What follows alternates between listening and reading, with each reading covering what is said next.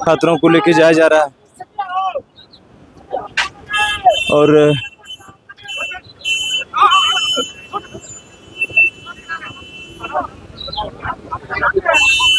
यहाँ पे देख रहे हैं किस तरीके का बर्ताव यहाँ पे किया जा रहा है। ये लगातार मांग कर रहे हैं यूपीपीसीएस गेट के सामने और इस तरीके का यहाँ पे माहौल है, दिक्कत हो रही है। सर ये प्रशासन हम लोगों को यहाँ धरना प्रदर्शन नहीं करने दे रहा है, कह रहा है कि यहाँ रोड छोड़ दीजिए। पहली बार धरना प्रदर्शन का आयोजन नहीं है। अगर यही अनरिजर्व कैटेगरी के लोग होते, अगर आज यहीं पर कुछ लोग होते तो हम इस तरह से हम लोगों के साथ व्यवहार नहीं किया जाता। पिछले साल 5 दिन धरना प्रदर्शन इस तरह का व्यवहार हम लोगों के साथ नहीं किया जा रहा था। केवल और केवल 1-2 लोगों के न आने से, जो संवर्ण समाज के लोग हैं उनके न आने से हम लोगों को इतनी प्रॉब्लम हो रही है। और मैं कहना चाहता हूँ कि हम लोग बहुत आसान, बहुत प्यार से, अहिंसक तरीके से, नॉर्मल तरीके से हम लोग धरना। समाज नहीं समझा मैं, समर्थ समाज अनारक्षित वर्ग के जो लोग हैं जिनको इसका लाभ मिला, अगर वो यहाँ होता तो आज हम लोगों को इस तरह से मिसबिहेव नहीं किया जाता प्रशासन के द्वारा। तो क्या मांगे हैं आपकी? हम लोगों की मांग सर माइग्रेशन एंड ट्रांसपेरेंटी है। माइग्रेशन का सेंस ये है कि जो अनारक्षित वर्ग की सीटें हैं वो किसके लिए इन्होंने दे रखा है। 10 नंबर अधिक पाने के बाद भी हम लोगों का सिलेक्शन नहीं हो रहा है। जो ईडब्ल्यूएस हो, ओबीसी, एससी, एसटी का हमारी वही मांग है कि ट्रांसपेरेंसी जो 2000 रिवाइज आंसर की और ये कैटेगरी कट ऑफ, ये ट्रांसपेरेंसी का सेंस ही है सर, रिवाइज आंसर की और कट ऑफ, और इसके बाद में तुरंत आंसर की सब लोग अपलोड करिए ऑनलाइन, सब कुछ होना चाहिए जैसे बीपीएससी का होता है, बिहार का होता है।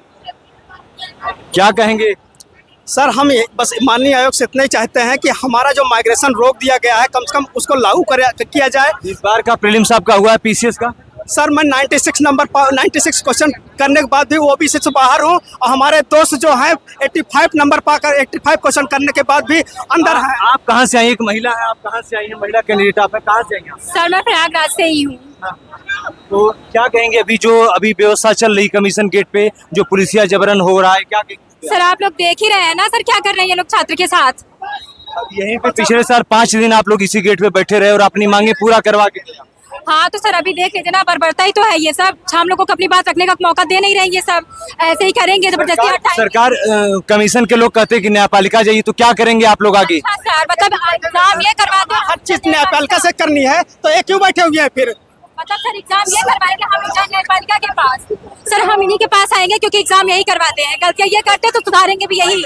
एग्जाम कमीशन करवाएगा तो क्या छात्र रिजल्ट मांगने न्यायपालिका में जाएंगे? ये भी बहुत बड़ी विडंबना है। क्या कहेंगे आप, जो कमीशन का इस समय ये करतब दिख रहा है सड़कों पे, इसके विषय में क्या कहना चाहिए? देखिए, सिर्फ ये कमीशन का नहीं, ये पूरे निजाम का की ये हालत हो गई है कि वो हमारी लोकतांत्रिक जो मांगे हैं, जो तौर तरीका है, एक विरोध का तो कम से कम अधिकार होता है, अपनी बात कहने का तो अधिकार होता है। फॉर्मेलिटी भर करने के लिए कुछ आयोग के दलाल कहने को ज्ञापन ले लेंगे, जबकि वास्तव में ऐसा कुछ भी नहीं है। जो मांगे हैं वो यथावत बनी हुई है। ये 18 गुना अपने नोटिफिकेशन कहते हैं क्वालिफाई कराएंगे फ्री में, 12 गुना 15 गुना से ज़्यादा कराते नहीं है। इसके बाद ना रिवाइज आंसर की आती है, ना कैटेगरी कट ऑफ आता है, डिलीट प्रश्नों को बताया नहीं जाता है।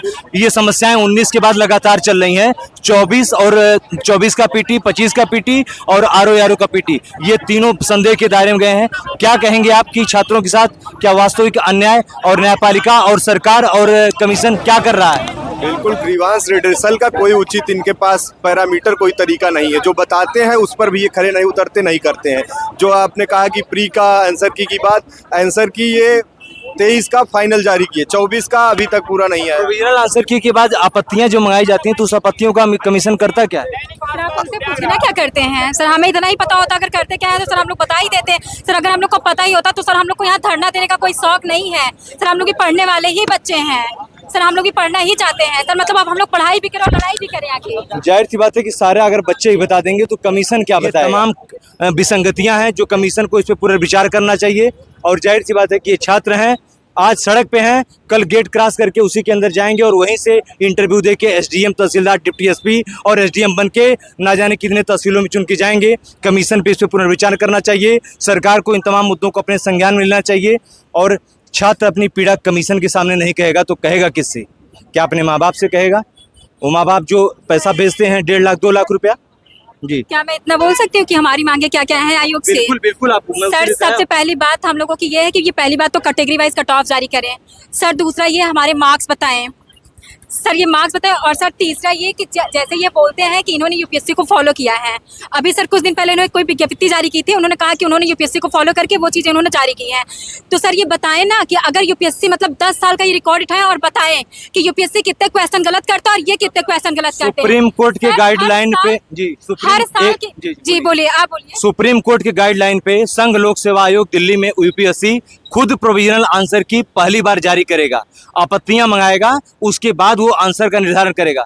कमीशन कह रहा है कि संघ लोक सेवा को फॉलो कर रहे हैं। रिवाइज्ड आंसर की भी नहीं बताते हम लोगों को। सर अच्छा बताइए, जब इन्होंने क्वेश्चन डिलीट कर दिया तो ये रिवाइज्ड आंसर की क्यों नहीं देते हम लोगों को? सर ये जैसे कि बोलते हैं सर बिहार तो हमसे पिछड़ा हुआ है, लेकिन सर बीपीएससी जो है मार्क्स देता है, कैटेगरी वाइज कट ऑफ देता है, और सर वो लड़कियों का भी कट ऑफ कैटेगरी वाइज दिखाता है। तो सर ये क्यों नहीं करते हैं?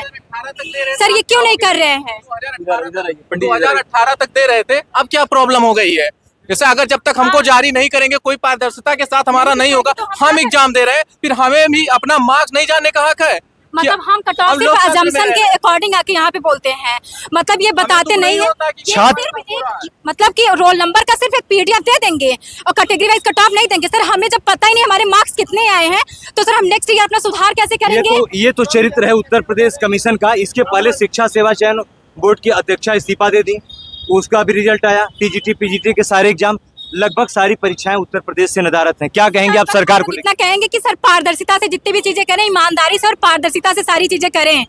सर इसमें इसका होना चाहिए कि एक सही प्रक्रिया चलती रहे। कभी एग्जाम लीक हो जा रहा है, कभी कुछ हो जा रहा है, कभी पेपर हो जा रहा है तो रिजल्ट ढंग से नहीं। का एग्जाम हुआ, 3 साल लगा दिए उसमें, 3 साल लीक हुआ, फिर ये नौटंकी पता नहीं क्या। हम लोग अपने घर के फालतू हैं, हम लोग यहाँ रोड पे आके बैठते हैं। हम लोग भी अच्छे घर से आते हैं पढ़ने, यहाँ रोड पे बैठाते पे लाठी चार्ज होती है। मतलब हमेशा हम लोगों के साथ क्या होता है, कोई वैल्यू नहीं हम लोगों का। 2024 का मेंस का रिजल्ट अभी नहीं आया है, समझ के रखा है। 25 का अब ये मेंस कब तक करवाएंगे, 26 का ये प्रीलिम्स कब करवाएंगे?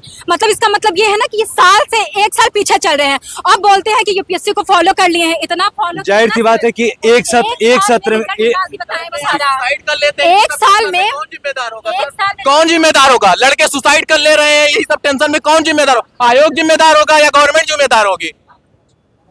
किसी की भी मौत पे आयोग और कमीशन पल्ला झाड़ लेंगे, इससे ज्यादा कुछ नहीं होगा। फॉर्म निकलवाने के लिए आंदोलन करो, उसके बाद परीक्षा कराने के लिए आंदोलन करो, फिर परीक्षा लीक हो जाए उसके बाद आंदोलन करो, फिर दोबारा परीक्षा के लिए आंदोलन करो, फिर उसके बाद आंसर की के लिए आंदोलन करो, फिर रिवाइज आंसर की के लिए आंदोलन करो। आज छात्र आंदोलन करेगा तो पढ़ेगा कब? पहला प्रश्न। दूसरा प्रश्न, क्या सरकार वास्तव में अनभिज्ञ है या जो नीति नियामक लोग बैठे हैं वो भी अनभिज्ञ हैं? तो ये छोटी सी मांग है, पारदर्शिता के नाम पे, निष्पक्षता के नाम पे, जवाबदेहिता के नाम पे, ये जो सारे वैल्यूज आपके तय हुए हैं वो उसी का लड़के जवाब मांग रहे हैं और जवाब दे दीजिए, बच्चे चले जाएंगे। छात्रों को इस अपनी बात रखने का हक है, ये लोकतंत्र है, गांधीवादी तरीके से छात्र बात अपनी रख सकते हैं। और जाहिर सी बात है कि उन्हीं के संघर्षों का ये मंदिर है और इसी मंदिर के सामने वो आके बैठे हैं, इसके पहले भी वो आके बैठे हैं।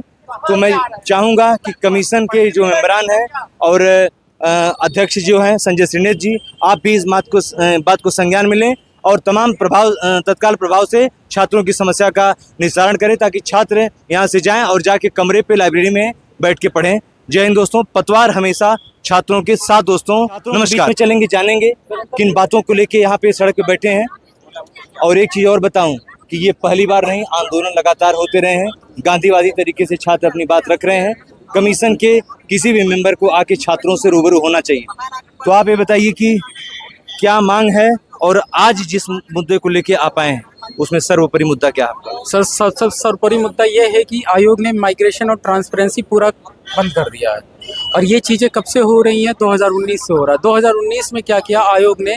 एक इंटरनल मीटिंग किया, इंटरनल मीटिंग करके उसने माइग्रेशन को बंद कर दिया और ये किसी को इन्फॉर्म नहीं किया, कोई विज्ञप्ति नहीं निकाला, कोई सूचना नहीं दिया। और ये चीज़ें शासन स्तर पर हो रही हैं कि नहीं हो रही ये भी नहीं बताया गया। हमें कहीं से कोई इन्फॉर्मेशन नहीं मिला। हम लोग पढ़ते थे रूम के अंदर, हम लोगों के नंबर ज़्यादा आते थे, हम लोगों के नंबर अनरिजर्व कैटेगरी से ज़्यादा आते थे, चाहे ब्लॉक एजुकेशन ऑफिसर का एग्ज़ाम हो, चाहे यूपीपीसीएस का, चाहे आरओ का।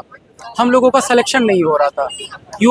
अभी जो आरोप लगा रहे हैं, अभी हाल ही में जो है कि सहायक अभियंता का रिजल्ट आया, प्री के रिजल्ट पे तुरंत एक तरीके से उसको रोक भी दिया गया, लेकिन आनंद फानन में उसके रातों रात वो निर्णय हटा दिया गया और मेंस निर्धारित समय पे हुआ। क्या कहेंगे, कैसा खेल चल रहा है? सर देखिए, असिस्टेंट इंजीनियर के मेंस को लेकर तो मैं कुछ नहीं कहना चाहूँगा, लेकिन उनका केस इतना स्ट्रांग है क्योंकि सिंगल बेंच में आयोग हार गया। सिंगल बेंच में आयोग पहुँच नहीं रहा था। डॉक्टर जस्टिस अजीत जी का बहस वो था, कोर्ट था। तो जस्टिस अजीत जी ने कहा कि जब लड़का ज़्यादा नंबर पाता है, क्योंकि सिंगल उनके मैटर में क्या था कि 130 नंबर वाला लड़का मेंस लिख रहा है अनरिजर्व कैटेगरी का, और 170 नंबर वाला लड़का मेंस नहीं लिख रहा है। तो जस्टिस अजीज ने कहा कि जो लड़का ज़्यादा नंबर पाएगा वो अनरिजर्व कैटेगरी में जाएगा, चाहे वो किसी भी कैटेगरी का हो, ओबीसी, एससी, एसटी, ईडब्ल्यूएस और चाहे फिजिकल हैंडीकैप। लेकिन आयोग इसका विरोध किया। उसने बोला कि मैं मेरिट में जाके फाइनल में मैं माइग्रेट कराता हूँ। तो जस्टिस सर ने कहा कि फाइनल में मेरिट क्यों करा रहे हो जब ज़्यादातर जितनी मैक्सिमम आबादी है फर्स्ट वीक में बाहर हो जाएगी। इस वजह से जस्टिस अजीत के बेंच में ये डिसीजन दिया गया कि सभी लड़कों को माइग्रेट कराया जाए प्रीलिम्स में ही, जिससे कि वो अपना पूर्ण राइट पा पाए। माइग्रेशन एक बड़ी मांग है, तो आप ये बताइए कि इसके साथ और बड़ी मांगे क्या है आपकी? मेरा सर मांग देखिए, माइग्रेशन की वजह से ही ट्रांसपेरेंसी बंद किया गया है, क्योंकि माइग्रेशन तो और भी मुद्दे चल रहे हैं कि रिवाइज आंसर की डिलीट प्रश्नों की संख्या नहीं बताते हैं। ट्रांसपेरेंसी क्या है? माइग्रेशन से पहले क्या होता था कि यूपीपीसीएस का प्रीलिम्स होता था, उसके साथ कट ऑफ आती थी, उसके साथ स्कोर कार्ड आता था। इन्होंने माइग्रेशन लागू किया, कट ऑफ बंद कर दिया, रिवाइज आंसर की बंद कर दिया, सब कुछ बंद कर दिया। तो माइग्रेशन और ट्रांसपेरेंसी दोनों से रिलेट है। माइग्रेशन बंद किया, इन्होंने सारी ट्रांसपेरेंसी बंद कर दी। अगर ये माइग्रेशन, क्योंकि ट्रांसपेरेंसी इसलिए बंद की, अगर ये कट ऑफ बताते, आंसर बताते, रिवाइज आंसर की देते, तो लोगों को पता चल जाता कि मेरे साथ गलत हो रहा है। तो यहाँ पे पहले ही लोग आ जाते। 2018 तक ये सारी प्रक्रिया सुचारू रूप से चलती थी, ऐसा क्या मजबूरी रही या ऐसा कौन सी रिजल्ट में ऐसी चीजें चल रही थी कि कमीशन को इतना बड़ा निर्णय लेना पड़ा कि सारी चीजें एक तरफ से एक ही झटके में खत्म करके ठंडे बस्ते में छात्र जान ही नहीं पा रहा है कि किन कारणों से पीटी फेल हो रहा हो? सर मेरा यही तो क्वेश्चन है। आयोग ने ना कुछ बताया। आयोग अगर बताता तो हम यहाँ थोड़ी आते हैं। हमें 2025 में पता चल रहा है, वो भी असिस्टेंट इंजीनियर का, जब लड़के केस करते हैं और वो भी कोर्ट में आयोग देता है कि इंटरनल मीटिंग करके मैंने बंद किया है, और हमें जैसे पता चलता है हम वैसे ही यहाँ पे आते हैं, क्योंकि हम इसको हम झेल रहे थे। 2021 आरओ में 102 नंबर जाती है अनरिजर्व कैटेगरी की कट ऑफ, और 110 नंबर जाती है एआरओ की कट ऑफ ओबीसी के, और ईडब्ल्यूएस की 106 नंबर। मतलब 109 नंबर पाने वाला ओबीसी लड़का बाहर है, फेल है, और 102 नंबर पाने वाला अनरिजर्व कैटेगरी का लड़का पास है, और अदर स्टेट का भी लड़का आके मेंस लिख रहा। ये छोड़िए सर, 2023 की बात करूँ आरओ का, मेरे पास प्रूफ है।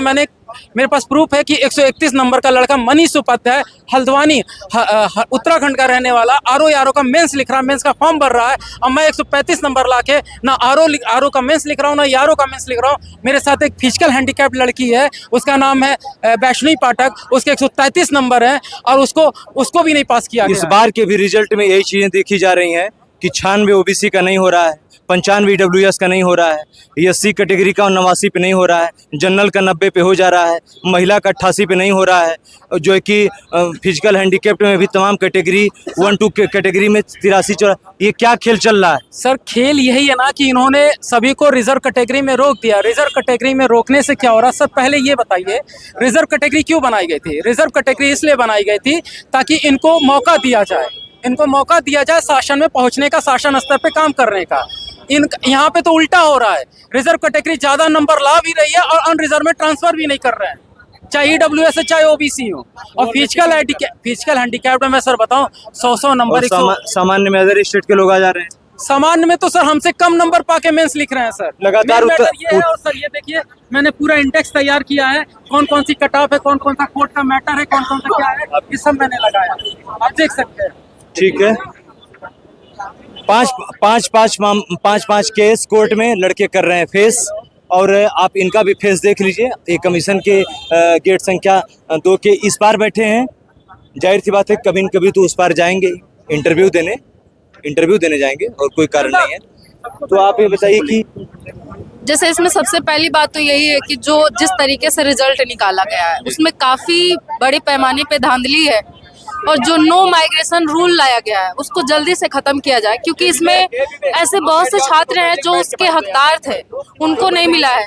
और ये जो आंसर की है वो कट ऑफ जारी करे इसका, और आंसर की में भी काफी धांधली। क्या प्लान है आगे का, कब तक धरने बैठेंगे और आगे क्या करना है? जब तक लोक सेवा आयोग हमारी मांगों को नहीं मान लेता है, जो सबसे पहली बात की उत्तर कुंजी सही तरीके से जारी करे, कट ऑफ जारी करे, नो माइग्रेशन रूल को हटाए, तब तक हम लोग प्रोटेस्ट करेंगे। आप भी लगातार एग्जाम दे रही हैं पीसीएस का?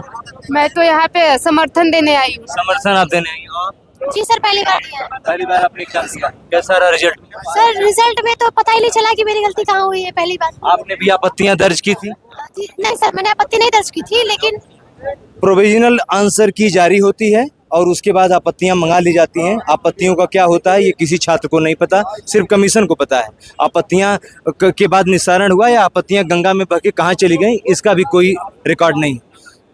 यही छोटी छोटी मांगे हैं, रिवाइज आंसर की, कैटेगरी कट ऑफ, डिलीट प्रश्नों की संख्या बता दीजिए, ताकि हर पढ़ने लिखने वाला छात्र ये जान पाए कि वो कितने नंबर से किन कारणों से कहाँ बाहर हो रहा है।